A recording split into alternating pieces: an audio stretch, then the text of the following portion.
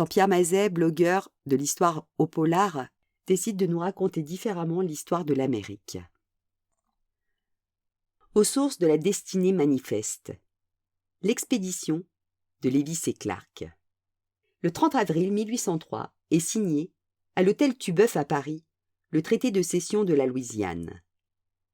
Par la magie d'un trait de plume, les États-Unis voyaient leur superficie doubler en échange d'un montant modique, environ 256 millions de dollars aujourd'hui. Cette acquisition avait provoqué de sérieux débats au sein de la classe politique américaine. Car l'offre de Bonaparte était inattendue. Les Américains se seraient contentés d'un accès garanti à la Nouvelle-Orléans, offrant un débouché sur le golfe du Mexique. Beaucoup d'Américains protestèrent à l'époque, car ils estimaient que jamais la vente d'un désert n'avait été aussi élevée. Dans leur grande majorité, ils estimaient que c'était tout de même cher payé pour un désert de marécage moyennement fertile. Cependant, Jefferson, le président de l'époque, n'avait pas attendu l'acquisition de la Louisiane pour s'intéresser au territoire situé au-delà du Mississippi. La genèse d'une expédition. Sitôt élu à la présidence, Jefferson décida de réaliser son vieux rêve d'identifier un passage vers le Pacifique. Il recruta un jeune militaire, Meriwether Lewis, qui s'était déjà porté volontaire pour une expédition vers l'ouest. À l'été 1802, on peut les imaginer dévorant le récit des voyages d'Alexander Mackenzie. Celui-ci s'est rendu au bord Pacifique en 1793, mais il restait à trouver une voie navigable. Lewis suit des cours intensifs de toute nature et s'affaire aux préparatifs. Il se rend compte de l'ampleur du défi. Il se tourne vers son ami, William Clark, et lui propose de co-diriger l'expédition. Ils formeront une paire formidable, mais ce n'était pas suffisant pour en assurer le succès. Depuis longtemps, les Français avaient identifié le Missouri comme pouvant être la route à suivre pour atteindre la mer de l'Ouest. D'ailleurs, les plus perspicaces avaient compris que le Missouri était en réalité le prolongement du Mississippi. À partir de l'embouchure du Missouri, le Mississippi en prenait toutes les caractéristiques. Les eaux deviennent troubles et limoneuses, raconte un compagnon de La Salle. Si les Européens étaient arrivés de l'Ouest, c'est le Haut-Mississippi qui aurait été qualifié d'affluent. La vente du territoire de la Louisiane se concrétise à l'été 1803. Lewis est alors encore coincé à Pittsburgh, où il attend le bateau spécial qu'il a fait construire. Il se plaint de l'ivrognerie de l'artisan concerné, mais ce délai assurera indirectement le succès de son entreprise. Tout le calendrier fut décalé. Au printemps 1804, les habitants de Saint-Louis virent flotter le drapeau espagnol remplacé par le drapeau tricolore. À la demande de la population, majoritairement française, on laissa les couleurs françaises flotter jusqu'au lendemain pour faire place au drapeau rayé et étoilé des États-Unis. En 48 heures, avaient été résumées des tractations plus ou moins secrètes impliquant l'Espagne, la France et les États-Unis. Lewis et Clark allaient donc circuler en territoire américain, au moins jusqu'à la source du Missouri. Pour les Américains, c'était vraiment une terra incognita. Une expédition au long cours. L'expédition va durer 2 ans et demi et parcourir 15 000 kilomètres. Elle quitta Camp-du-Bois le 14 mai 1804. Sous le commandement de Clark, ils remontèrent le fleuve Missouri dans leur quillard et 2 pirogues jusqu'à Saint-Charles, Missouri, où Lewis les rejoignit 6 jours plus tard. Bien que les comptes varient, on pense que le corps comptait jusqu'à 45 membres, y compris les officiers, le personnel militaire enrôlé, les volontaires civils et l'esclave afro-américain de Clark. York. De Saint-Louis au Pacifique. Au cours du long et chaud été, ils remontent laborieusement la rivière. De nombreuses embûches navales, telles que des bois flottants ou des rives qui s'effondrent ou des chutes d'eau torrentielles les ralentissent. C'est à ce moment-là que le sergent Charles Floyd meurt à la suite d'une appendicite. Seul décès d'un membre de l'expédition. Au cours de l'hiver 1804-1805, le groupe construit Fort Mandan, près de l'actuel Washburn, dans le Dakota du Nord. Il passe 5 mois à Fort Mandan, chassant, récoltant des informations sur leur future route auprès des Indiens et des trappeurs canadiens qui vivaient dans les alentours. Un Canadien français nommé Toussaint Charbonneau vint leur rendre visite en compagnie de sa jeune femme enceinte, une Shoshone nommée Sacagawea. Sa tribu d'origine vivait dans les montagnes rocheuses à l'ouest. Elle avait été kidnappée par les Indiens des plaines 5 ans plus tôt, lorsqu'elle avait 12 ans, emmené dans le Dakota et avait été ainsi vendu à Charbonneau. Sacagawea parlait le Shoshone et le Minitari, et les responsables de l'expédition réalisèrent qu'elle pourrait être un élément de valeur en cas de rencontre avec les Shoshone. Ensuite, ils suivirent le Missouri jusqu'à ses sources. Sacagawea leur apprit qu'ils entraient maintenant sur les terres de sa tribu, et Lewis partit en avant, afin de rencontrer les Shoshone. À la mi-août, il atteignit une cascade qu'il nomma la fontaine la plus éloignée du Missouri.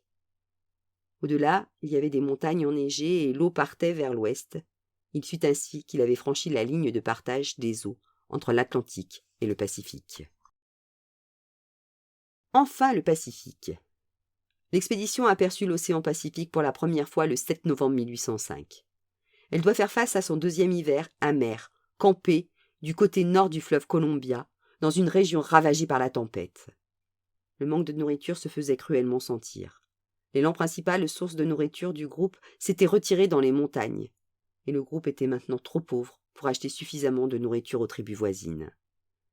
Le 24 novembre 1805, le groupe vote pour déplacer leur camp au côté sud du fleuve Columbia, près d'Astoria moderne, Oregon.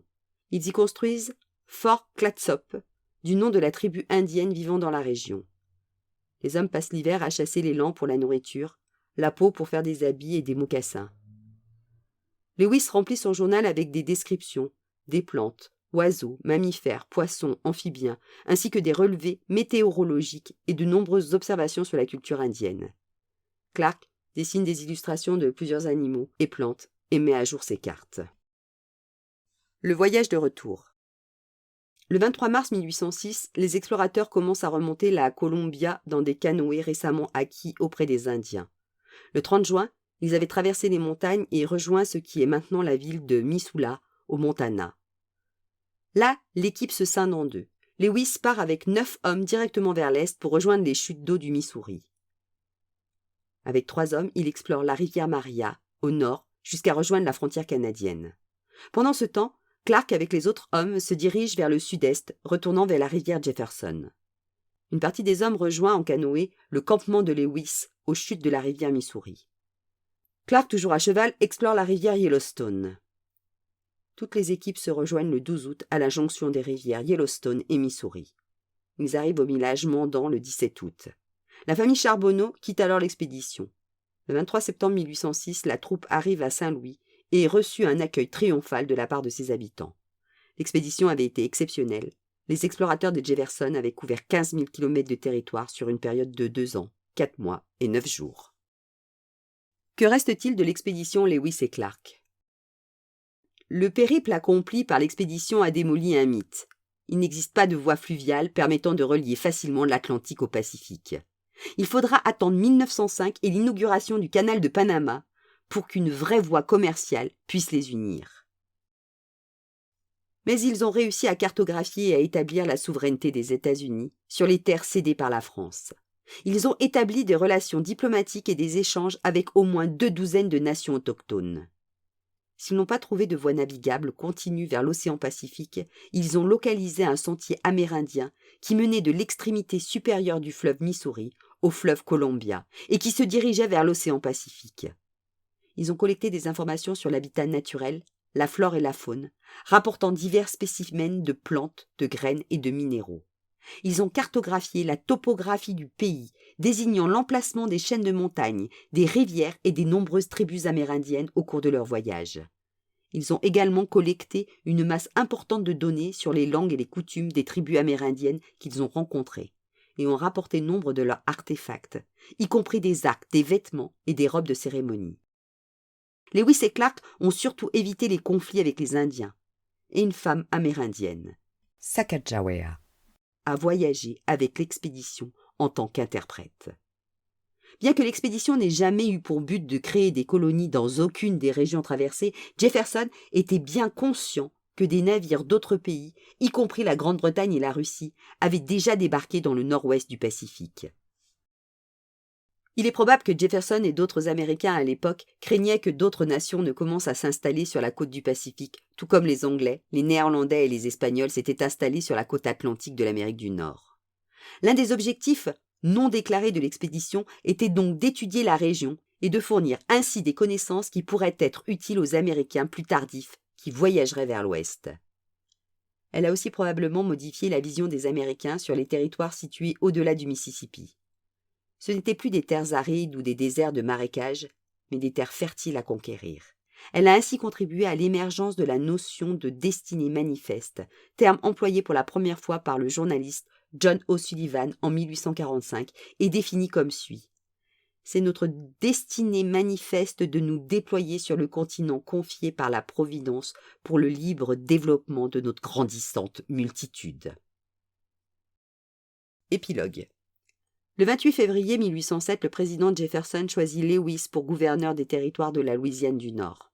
Sa carrière commençait bien, mais une controverse débuta au sujet de finances gouvernementales en 1809, l'obligeant à se rendre à Washington. Voyageant à travers le Tennessee, Meriwether Lewis mourut le 11 octobre 1809, tué par balle dans un bar local. Mort ou suicide, l'énigme reste entière. Clark eut une longue vie et une honorable carrière dans le service public à Saint-Louis. Le 12 mars 1807, Jefferson le nomma brigadier général de la milice et des agents indiens pour la Louisiane du Nord. En 1813, il fut nommé gouverneur des territoires du Missouri, position qu'il garda jusqu'à ce que le Missouri devint un État en 1820. En 1822, il fut nommé superintendant des affaires indiennes par le président Monroe. Il décéda de mort naturelle en 1838 à Saint-Louis. Quant à Sacagawea, il fallut attendre les années 2000 pour que les États-Unis lui rendent hommage en frappant une pièce de $1 à son effigie. Contribution des Canadiens français. Canadiens français, métis francophones constituaient un quart des membres de l'expédition. La plupart ont été recrutés à Kaskaskia, à Saint-Louis et au Fort Mandan, en tant qu'engagés, parce qu'ils avaient des compétences particulières que l'expédition ne pouvait obtenir autrement. Ils sont énumérés ici comme dignes de reconnaissance pour leur contribution significative à ce grand exploit américain. Pierre Cruzat, maître batelier, François Labiche, interprète linguistique, Jean-Baptiste Lepage, connaissance approfondie du cours supérieur du Missouri et des contreforts des Rocheuses, Georges Drouillard, chasseur-chevronnier de gibier, la famille Charbonneau, Toussaint, originaire de Boucherville au Québec, son épouse amérindienne, Sacagawea, sans doute née dans le sud de l'Alberta, et leur fils Jean-Baptiste venu au monde à Fort-Mandan. Charles Hébert, Pierre Pinault, François Rivet, Baptiste Deschamps, Étienne Malbeuf, Paul Primeau, René Jussaume, Pierre Roy et Jean-Baptiste Lajeunesse. Les cartes utilisées par les dirigeants de l'expédition, Lewis et Clark, étaient dans une large mesure signées par des Canadiens français. Retrouvez plus d'informations sur ameriquefrançaise.org ou encore Contribution des Canadiens français à l'expédition de Lewis et Clark, la mesure d'un continent. À retrouver également aux éditions Préauclair sur les routes de l'Ouest, sur les traces de l'expédition Lewis et Clark de Françoise Perriot.